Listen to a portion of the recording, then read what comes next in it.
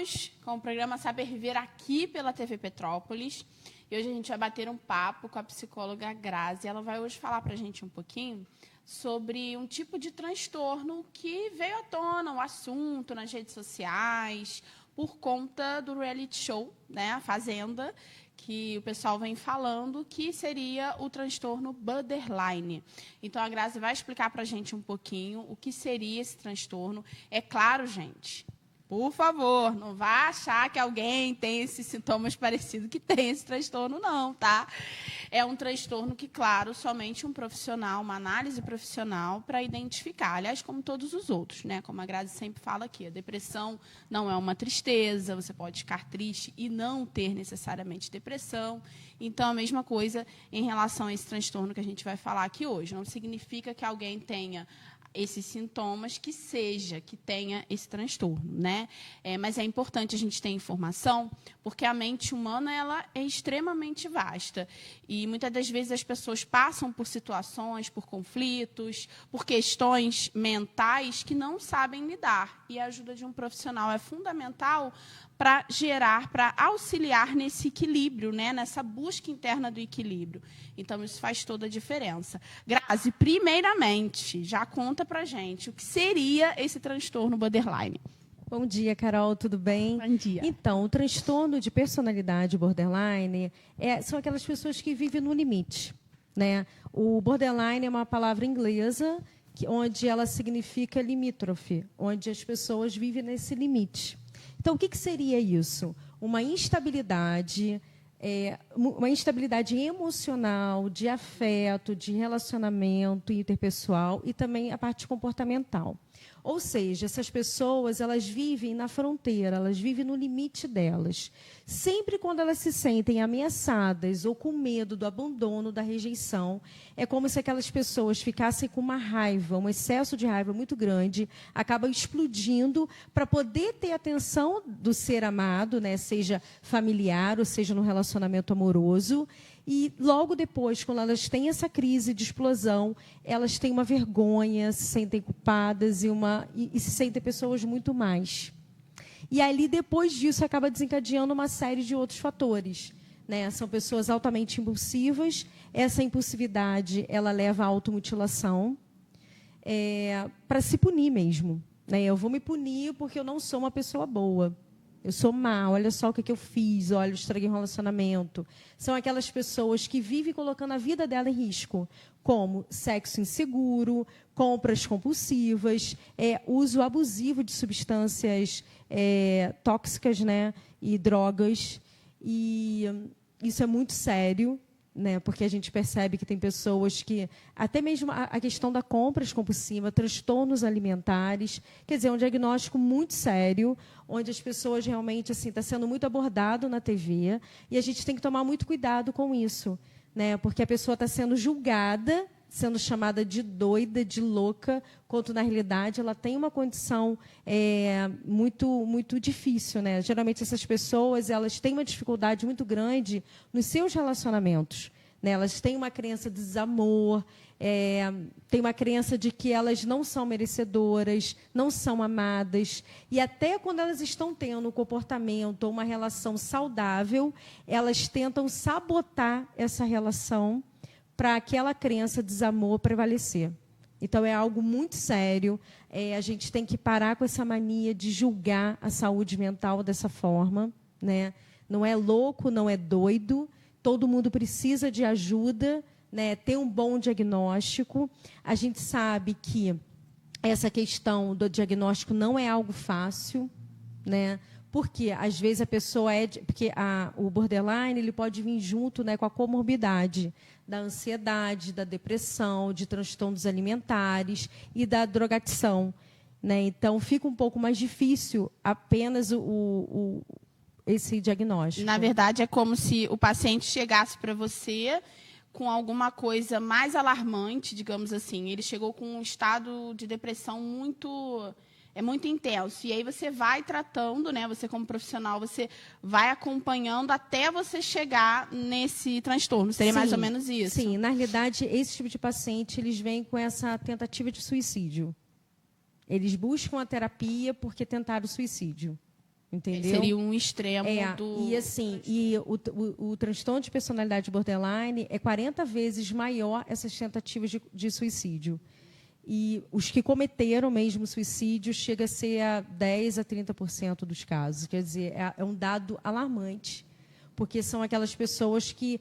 não é que elas querem morrer, elas estão se punindo por se sentirem envergonhadas e mais. Entendeu? Então, é algo muito sério, não é uma brincadeira. Eu achei muito legal hoje essa pauta por causa disso.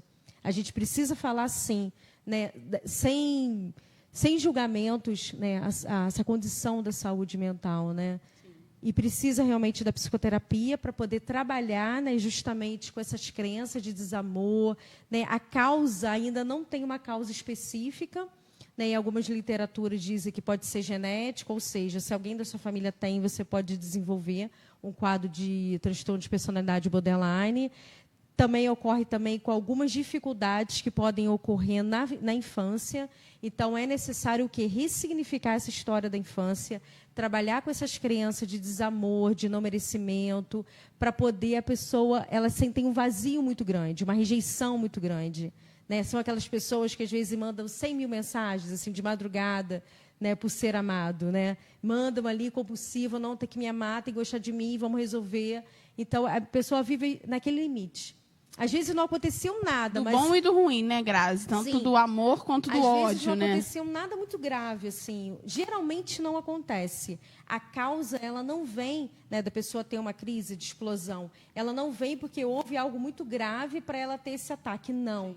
É a pessoa sentir naquele momento que ela está sendo, de alguma forma, rejeitada, abandonada, contrariada. E aí ela tem aquele ataque mesmo, ataque de fúria, de ir para cima da pessoa, de enfrentar, de xingar, de se autoagredir, de agredir o outro, de quebrar objetos. É algo até muito feio de se ver, né? É assustador. Né? E isso, para quem acompanha o reality show da Fazenda, percebeu isso, né, na personagem não, de uma das participantes, que é bem a Raíssa, onde ela quebrou a porta do banheiro, assim, a parte que fica assim do ladinho, onde ela socou muito o travesseiro, onde ela enfrentou as pessoas. Então, assim, são pessoas até difíceis de você lidar quando elas estão nesse estado, entendeu? Mas ela não faz isso pelo que você falou, mas por ela ter interpretado o que você falou de uma forma assim, ela está me rejeitando, ela não está acreditando em mim e eu preciso me defender. E logo quando passa, vem aquele arrependimento, aquela sensação, caramba, como eu sou má, olha o que eu fiz, eu agredi, eu bati, realmente eu não mereço estar aqui. Entendeu? E aí vem essas automutilações. É um meio de se autodestruir. Instabilidade, né, é uma emocional. Instabilidade muito grande de humor, né, no afeto. São pessoas que amam, mas são pessoas boas, tá? Não vou dizer que tem uma questão de falta de caráter, não é isso. São intensas demais, Elas né? São muito intensas, muito imprevisíveis, muito impulsivas e acabam se destruindo as relações interpessoais delas. Uma coisa que eu acho interessante, tanto para esse transtorno, né, borderline, que, como eu falei aqui, eu reforço, só um profissional, só um psicólogo, um psiquiatra para realmente avaliar, né? A gente sabe que, de repente, como eu falei, às vezes a gente fala aqui de alguns transtornos, a pessoa pode encontrar uma semelhança, mas só um profissional para dar aquela certeza, né? A mente humana é muito complexa, né, Grazi? Agora, uma coisa muito importante na questão até mesmo do diagnóstico, não só para o paciente, mas para as pessoas que convivem, porque, como você falou, tudo que está ligado à nossa mente não envolve somente a nós, né? Envolve o outro, aquele que se relaciona. Então, quando a gente vê isso num comportamento assim, num filho, num pai, ou na sua mãe, enfim, alguém muito próximo, é bacana a gente, às vezes, até falar para a pessoa, né? Com amor, poxa, vamos procurar uma ajuda, porque acredito que, com a ajuda do profissional, até mesmo a família, os amigos, as pessoas mais chegadas, possam ajudar nesse processo de controle, de melhora, de estabilidade, né? Porque as pessoas vão ter ferramentas através desses profissionais para isso, né, Grazi? Sim, foi como eu falei, né? Nem sempre a pessoa vem buscar o tratamento logo no início, né? O diagnóstico ele é feito mais ou menos depois da adolescência, no início da vida adulta. não é algo tão precoce, mas quanto precoce você perceber esse diagnóstico, a possibilidade da pessoa fazer uma psicoterapia, da pessoa fazer o tratamento psiquiátrico e depois ter uma vida estável é muito grande. Então, como é importante buscar ajuda psicológica, né? Quando a família percebe esses altos e baixos, esses ataques de fúria, em vez de falar assim, está querendo chamar atenção. Geralmente é visto disso, está fazendo drama, está querendo chamar atenção. Cada hora essa pessoa quer uma coisa, porque elas mudam muito fácil também de opinião. Né? Então, como é que eu vou levar a sério uma pessoa dessa? Quando você perceber que alguém do seu convívio está tendo esse tipo de comportamento, é importante buscar uma avaliação. Né? Por quê? Porque pode estar tendo realmente um transtorno de personalidade borderline, você vai deixar para depois e pode correr o risco de você perder essa pessoa, né? Para sempre. Porque é um índice muito grande de suicídio. Né? Isso ocorre tanto em homens e tanto em mulheres. Né? Tem alguns estudos que dizem que é mais mulheres, mas é mais mulheres porque as mulheres buscam mais o tratamento do que o homem. Né? Então, assim, é importante o familiar ficar atento àquela criança, àquele adolescente. Não, gente, para a gente colocar aquela pessoa, rotular a pessoa naquele diagnóstico. A gente está falando de uma forma generalizada. Quando você perceber isso, é mais fácil buscar uma avaliação profissional para saber o que está ocorrendo, para buscar ajuda, para aquela pessoa conseguir ter uma vida estável, do que você apenas rotular, transtorno de humor, vive mudando de humor, terrível, está fazendo drama, está querendo aparecer. Não, isso é uma doença, é algo grave, é um transtorno, então é necessário buscar ajuda. E vamos parar de jogar essas palavrinhas tão feias, né? De é doida, é maluca. Isso é tão feio, né? A gente está no ano de 2020 e ainda existe tanto preconceito com a doença mental. Enquanto a gente não olhar com o outro, com esse olhos de amor, com cuidado, poderia ser você ali. Né? Então, a gente precisa mudar isso. Por isso que eu acho que é tão importante a gente vir aqui numa TV falar sobre esse assunto de uma forma natural. Isso pode acontecer com qualquer pessoa. E todas as pessoas merecem respeito. E o que me deixou muito triste foi isso. Né? As coisas de que foram acusadas essa menina dentro do reality, de ser chamada de doida, de saber que ela tem esse comportamento, né, impulsivo, que sabe, eles ativam esse gatilho nela para enfurecer ela, para ela para ela ficar altamente desorientada, altamente enfurecida e de repente até mesmo ela tentar alguma coisa para ser expulsa. A gente não sabe. As pessoas não são tão boazinhas como a gente pensa, né? Ali está envolvido um prêmio, né, de muito valor, né, de um dinheiro muito alto. Então as pessoas, todo mundo quer ganhar, né? Mas acho que a gente tem que ganhar fazendo certo, fazendo correto e sendo pessoas boas, né? E não no julgamento, e não para buscar o pior lado da pessoa. Isso ficou mostrado. Então, achei hoje o tema belíssimo para a gente trazer essa clareza para as pessoas, sim, observarem o próprio comportamento, o comportamento do outro, como é que aquela pessoa está lidando. Se está vendo que alguma coisa não está legal, busque ajuda, vamos deixar o preconceito de lado e vamos cuidar da nossa saúde mental. Quando nós estamos bem com a gente mesmo, a gente consegue mudar a nossa história e mudar o mundo. Então, o autoconhecimento é muito importante. E a terapia traz essa clareza. É claro que o paciente, nesse momento, ele vem muito, mas o outro é o culpado. E aí cabe nós aí quebrando essa fala do outro para ele olhar para ele, né? Todo o comportamento, ele não me ama, ele fez isso, por isso que eu tive essa atitude. Mas ali tem que trabalhar com as crenças da pessoa. E a crença, né, do desamor, do abandono, da rejeição, isso geralmente é lá da infância. Às vezes não é porque teve uma infância ruim, né? Tem casos realmente de abuso, de agressão. Né? Às vezes nem ocorre isso, mas é a forma como o outro interpretou o que aconteceu com ele. Né? Isso é muito importante a gente falar, né? Porque às vezes assim, poxa, mas eu fui tão boa mãe, dei carinho, dei amor e, poxa, vejo meu filho passando por isso. Não, não é sua culpa. É a forma como o outro interpretou tudo aquilo que ele vivenciou. É isso, gente.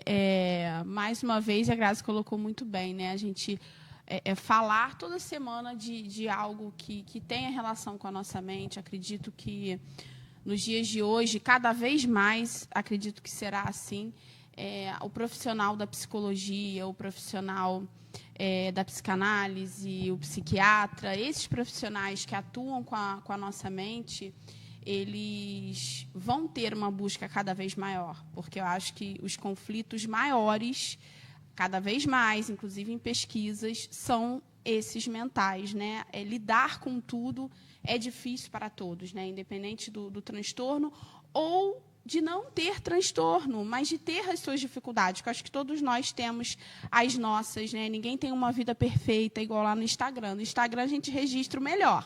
Claro, né? Claro, a gente tem que registrar o melhor.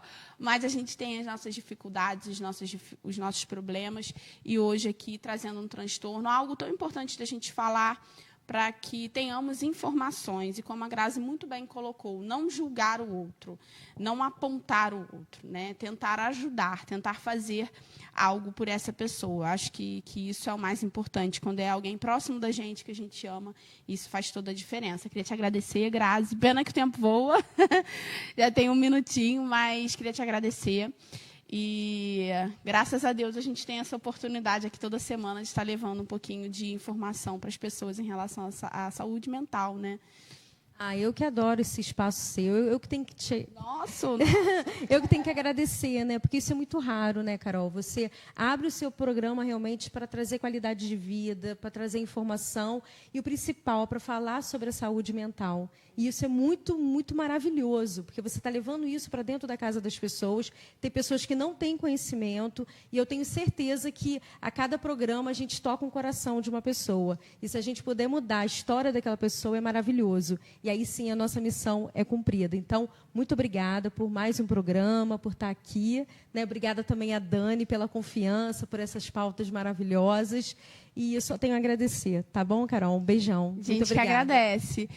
Agradeço você também que assistiu o nosso programa, você que está em casa, tem reprise amanhã, sexta-feira e no sabadão.